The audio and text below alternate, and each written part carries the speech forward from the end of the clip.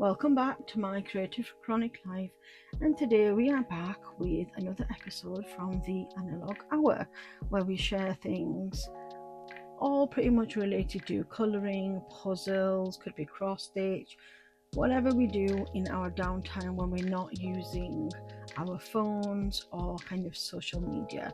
I wanted to share a couple of books. As you can see here, I am part of a reading kind of group where we surprise each other with our Amazon wish list, and I've had these for quite a while. There's a few different variations, and when I saw these online, I didn't really do a lot of research. I just thought they look good, to be able to add into our puzzle episodes, but also for me to be able to do kind of in my downtime. So first off, I thought we could talk about this book. This is the Big Book of Brain Games. You've got 300 mixed puzzles. These are all from Amazon, and it says perfect for coffee breaks, commutes, or relaxing at home. This bumper collection of 300 brand new brain games is guaranteed to provide you with hours of entertainment. Use your memory, reasoning, and logic and deduction to crack the various puzzles. And then it says there's other books in this series: Big Book of Crosswords, Big Book of Code Words, Big Book of Sudoku. I like Sudoku, that's a good one. I might add that. And then, of course, you go open, and then it says puzzles, and the solutions are on 304, which is always good. I may not do one today, I might come back and do another one, but we'll just kind of flip through a couple of pages. So we've got number 1, which is A to Z puzzle. Place each of the letters A to Z once into the empty squares in the grid to complete the crossword puzzles.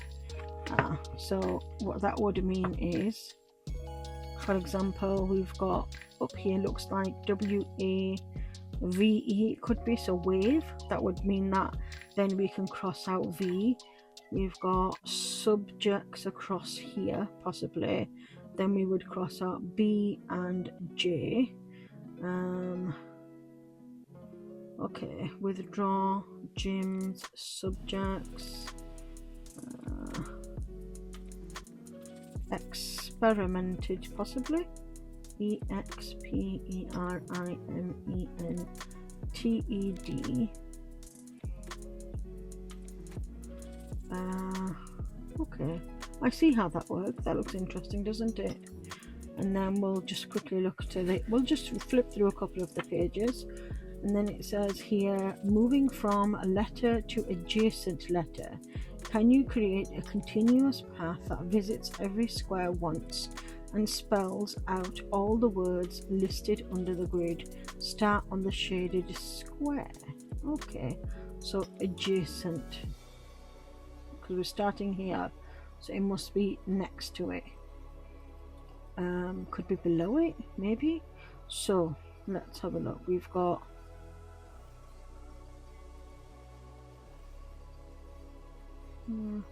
some words: agitated, we have better, canals, chromatic, dangers, flog, furnish, hundredth, mass, proclaim, risky, spears, okay, staunchy.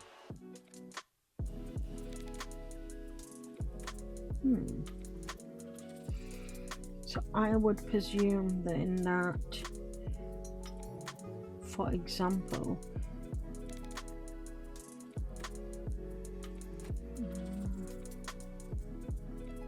let's see, I can't even see a word. Can anybody see a word? For example, we've got better. That can't be right. It must be like a, is it? So we've got chromatic here. That's weird. So am I looking at this as in like, it's not all going to be in a straight line? So for example, better would be better. Add. No. That's an interesting one. I can't seem to understand how that would work. Let's continue anyway. Then we've got Sudoku. So place the numbers 1 to 6 in each row, column, and 3 times 2 bold lined box. So bold lined box. So we'd add 1. Already got 2, so 3, 4, 5, 6. You can add 6 there, just like Sudoku, but in each of these boxes we would pick and have to add 1 to 6 rather than 1 to 9. Okay. And then we've got one here that's matching pictures, so you match this with this. I mean, from the get-go they all look the same to me. There must be some very subtle differences. Can you find the matching cup of tea?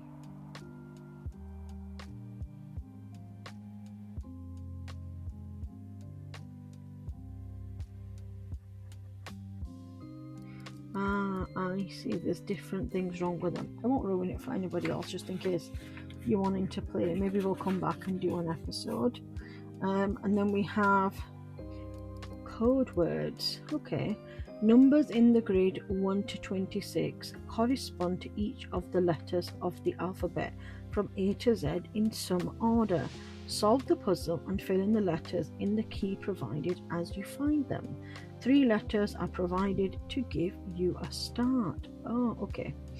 So for example, wherever there is a 2 on the grid, it is the letter V here. Wherever there is a number 6, the letter is F. And then wherever there is a number 23, the letter is Q. So we have to figure out what the words are to then decipher what the alphabet would be, which correlates to the number, and then that way we'll be able to find out what the code words are, for example. Okay, that's very interesting.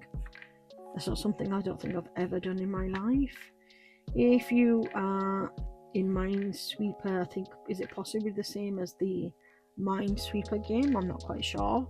And it says locate the mines hidden in the grid, numbers in squares, specify how many mines there are in the neighbouring squares, including diagonally touching squares.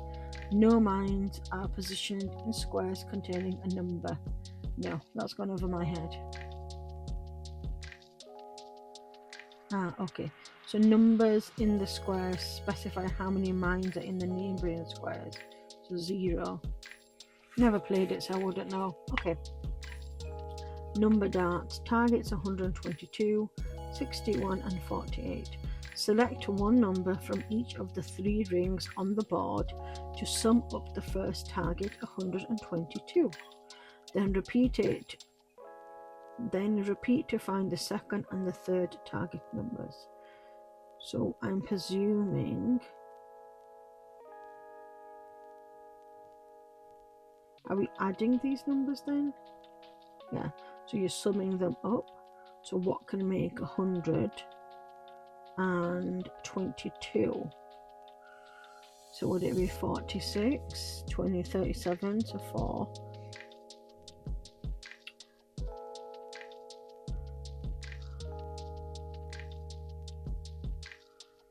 I have to learn how to figure this out. Okay, so crossword. A cross is the pros, which is 9 down, and then we just need to figure out what goes where. Okay, I like that one. That seems like an easy one. Some of these feel quite difficult. Place 1 star in each row, column, and bold line region. Stars cannot touch each other, not even diagonally. So we're placing a star. So for example, here, here, here, here. I can't imagine what the outcome of that would be. Find your way from the entry arrow to the exit arrow to solve this maze. Fun. Word ladder. Move from the word at the top of the ladder to the word at the bottom of the ladder by changing one letter on each step of the ladder. Do not rearrange the order of the letters.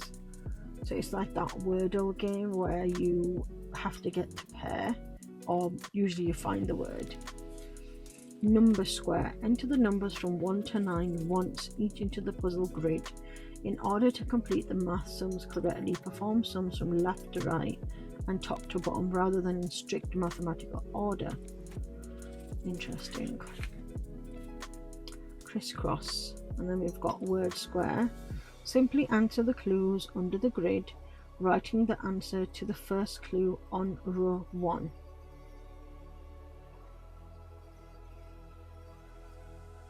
The answer to the second clue on the row 2, and so on.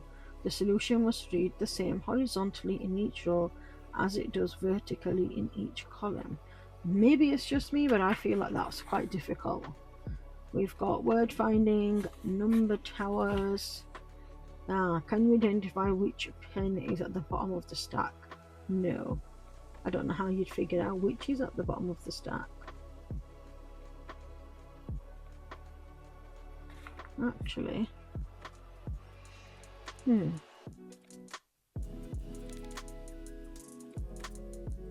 how can you tell which is at the top?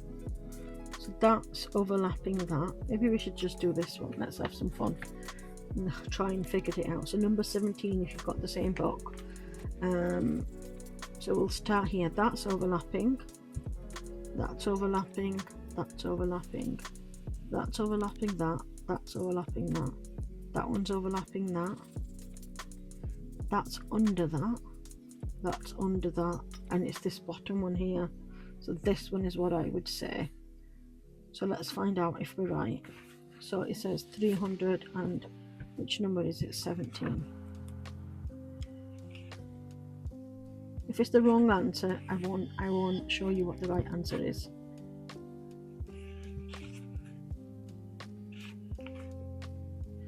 Yes, I was right. It is that one. That's good. See, things like that I think I would probably prefer over other things, but I suppose this is a great way to test my mind skills and to have some fun as well. Can you split the blocks into 4 shapes that are exactly the same as each other? You may need to rotate the shape. See, I don't understand how would we do that here. Doesn't make sense. I mean, it must make sense, but maybe not for me. I do love a good word search. I feel like that's something that I can do. Maybe I should do that right now as we're here, just as a fun version. Let's see. I'm gonna have to bend the book, unfortunately. I hope that's been focusing the entire time. I'd be really annoyed to find out if that wasn't actually focusing. And I've seen in other videos where people have specified that I should really zoom in. Okay, so got a pencil, and do you like to do word searches where you try to test yourself by only completing the word, or do you just go and decide, okay, well, this is what I can see first, I'm going to go to do that first? I'm the person who likes to go down in order, but for today's, let's see if we can do it and get as many as possible. Okay, so we are on 6:47. Let's see how long it takes us. Apple. Right, so that's A-P-P-E-L-E. I have a strategic version of how I like to do this. I start from top and I see if it matches. Again, A-P-P, no. A-P, A-P.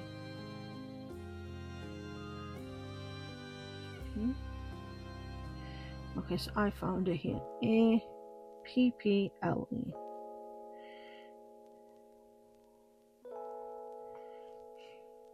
Okay, next banana, and again it's probably really annoying, but I like to go from top to bottom trying to see all the letters in the row.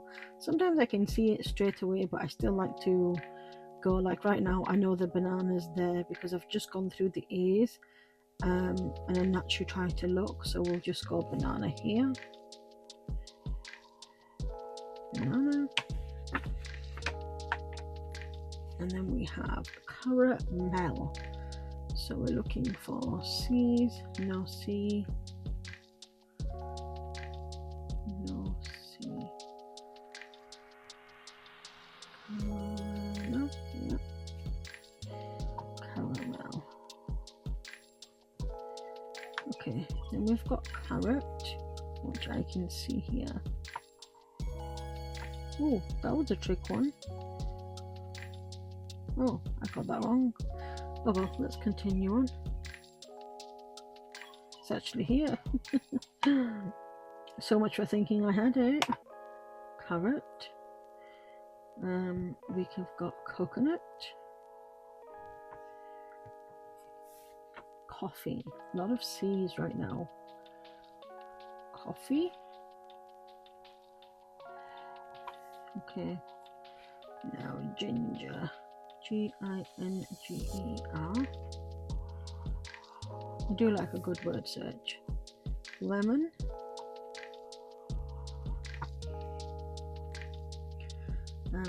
P for pumpkin. P-U-M right there. Walnut. W. Walnut right there. Okay, that was nice and easy. You said 47. That was less than 2.5 minutes to do a word search. I really enjoyed that. I do love a good word search as well. I'll zoom back out and we'll continue flipping through the book. And then we've got a word wheel. Again, one of them pathfinders. So it does repeat itself, I feel like. Yes, it does. So it will repeat it. So for example, if you don't know how to do Minesweep like I don't, I think you'll be stuck. But they are just different versions. Yes, they are. Okay. So that means at some point we should have another word search. Okay, I like that. What do you think about that book? And then the other book that I picked up or was sent to me was the crime puzzle, The Hawk Files by Dan Moore, and it says over 90 crime puzzles to solve. 9 case files containing over 90 crime-themed visual code, logic, number, and word puzzles to solve.